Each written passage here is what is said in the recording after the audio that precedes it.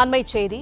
தாவேக எம்எல்ஏவிடம் பேரம் பேசி ஆட்சியை கவிழ்க்க சதி செய்ததாக பதிவு செய்யப்பட்ட வழக்கில் ஏற்கனவே 11 பேர் கைது செய்யப்பட்ட நிலையில் மதுரையைச் சேர்ந்த மேலும் ஒருவர் கைது செய்யப்பட்டுள்ளார். இது தொடர்பான கூடுதல் தகவல்களை தருகிறார் எமது செய்தியாளர் கதிரவன். கதிரவன், முழு விவரங்கள் என்ன?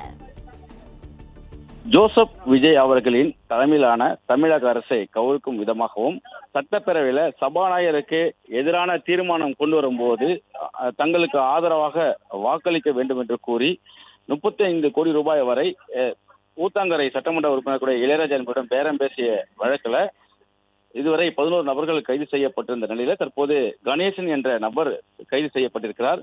இன்று காலையிலிருந்து 4 பேரிடம் விசாரணை நடைபெற்றிருந்த நிலையில கணேசன் மட்டும் தற்போது கைது செய்யப்பட்டு அவரை நீதிமன்ற காவலுக்கு உட்படுத்தப்பட்ட நடவடிக்கையில திருவல்லிக்கேணி போலீசார் ஈடுபட்டிருக்கிறார்கள்.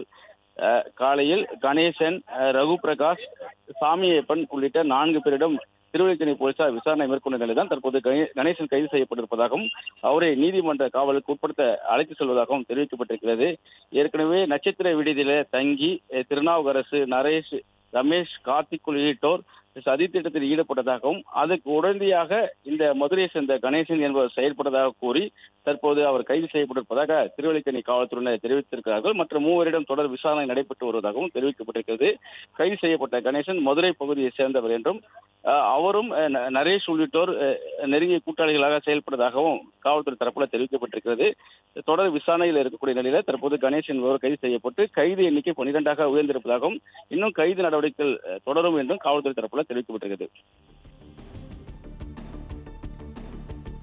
தகவல்களுக்கு நன்றி கதிரவன். பிளே ஸ்டோர் மற்றும் ஆப் ஸ்டோரில் இருந்து பாலிமர் செயலியை QR கோடு மூலம் பதிவிறக்கம் செய்யுங்கள். செய்திகளை உடனுக்குடன் பெறுங்கள்.